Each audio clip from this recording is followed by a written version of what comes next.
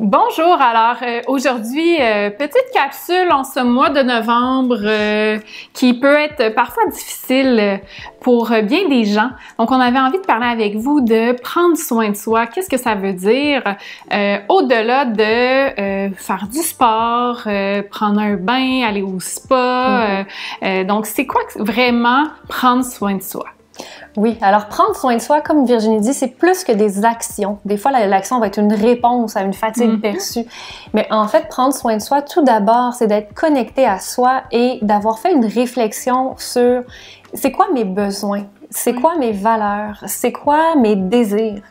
Et en étant conscient de ceux-ci, c'est d'aligner nos comportements et nos actions, en fait, avec ces choses-là. Donc, on est responsable à quelque part de notre bien-être, mais tout d'abord, il faut se donner l'opportunité de se connecter et de se connaître. Et puis, on peut penser aussi à tout ce qui est nos choix. Hein? Prendre soin de soi, c'est faire des choix qui vont être alignés avec nous, mais avec notre bien-être également. Donc, est-ce que je suis dans des relations qui m'apportent du bien-être ou je suis dans des relations qui peuvent être toxiques? Et est-ce que je persiste dans ces relations-là? Donc ça serait moins prendre soin de soi. Donc, faire des choix qui sont alignés avec mon bien-être, c'est d'être avec un soutien social qui va être positif pour moi. C'est aussi d'oser aller demander de l'aide aux autres. Oui. Hein? Je ne suis pas autosuffisant. Donc, bien que je sois capable, bien d'oser aller prendre l'espace qui nous est dû. Finalement, on a chacun notre place. D'aller demander de l'aide à nos amis, même au travail. Ça peut être une bonne façon également de se respecter et prendre soin de soi.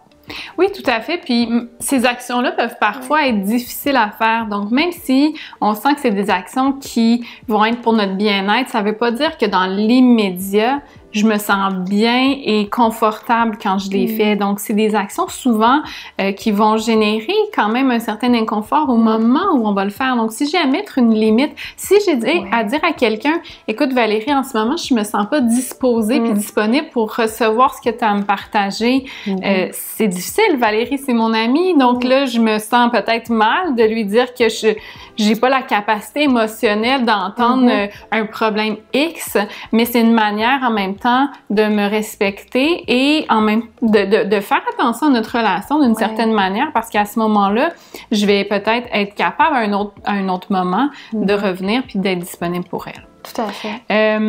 Donc, prendre soin de soi, ça veut également dire développer sa résilience, sa tolérance au changement. Donc, ça, c'est apprendre à être plus flexible dans tous les changements qui peuvent arriver, plutôt que de rester rigide dans « j'avais prévu ça, c'était ça, donc je ne peux plus bouger maintenant que j'ai fait le choix ». Donc, encore une fois, on évolue dans le temps.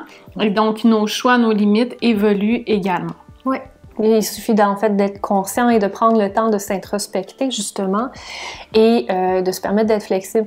Mais aussi, là, j'ai envie de dire quelque chose de super simple. Prendre soin de soi, c'est aussi être à l'écoute de nos besoins globaux, généraux. De base, des fois. De base, c'est ce que je souhaitais dire. Donc, est-ce que j'ai faim? Oui, des fois, je vais avoir des gens qui sont très occupés au bureau, ils se rendent même plus compte, finalement, ils n'ont pas dîné. À long terme, ça peut être mauvais pour soi, pour son bien-être. Donc, est-ce que j'ai faim? Est-ce que j'ai besoin de dormir? Est-ce que j'ai besoin de social? Est-ce que j'ai juste besoin, en fait, de m'arrêter un peu aussi?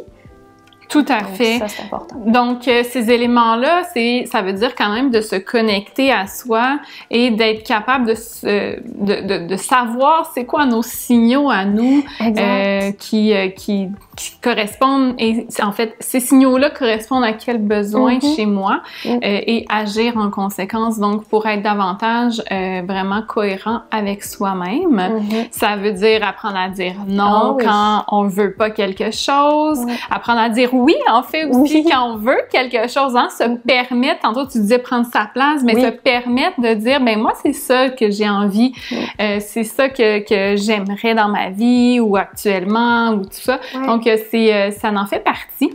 Un autre élément, c'est d'apprendre à célébrer ses victoires, ses réussites. Et je dirais même, on en avait déjà parlé dans notre capsule Cultiver la joie, si vous voulez aller avoir plus d'informations sur le sujet, mais justement d'apprendre à apprécier les éléments qui sont présents dans notre vie, dans la vie en général. Donc, cette appréciation-là quotidienne, c'est une belle façon, en fait, de contrer le biais négatif cognitif que l'humain a. Donc, de travailler à percevoir les choses qui nous entourent et qui sont agréables pour nous ou positives pour nous.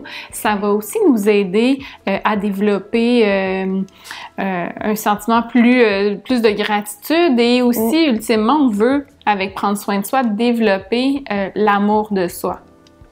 Oui, c'est super important, l'amour de soi, justement pour faire des actions qui sont alignées avec nos besoins. Et même quand tu parlais tantôt, le spa, etc., ça prend à la base un amour de soi. Oui, avoir envie de prendre soin de soi, c'est parce que je considère que j'ai la valeur et l'amour envers moi-même pour faire ces actions-là. Malheureusement, des fois, ce qui va nous amener à poser des actions, ça va être quand on est vraiment rendu au fond, puis que là, on n'a plus le choix parce que là, on s'est trop épuisé, par exemple, ou on a été, on s'est pas du tout écouté, qui fait que là, on se dit, ah ben là, il faut que j'apprenne à le faire. Mais c'est un peu plus souffrant de se rendre là. C'est ça, exactement. Donc, si on peut développer ces aspects-là de prendre soin de soi dans un contexte où on est dans l'amour de soi puis la bienveillance, ben c'est certain que c'est un peu plus agréable que dans la souffrance. Oui. Donc, on espère justement que vous allez bien prendre soin de vous pour les prochains mois. Et si vous avez des commentaires ou des suggestions, n'hésitez pas à nous écrire à 2sexologues@gmail.com. Merci!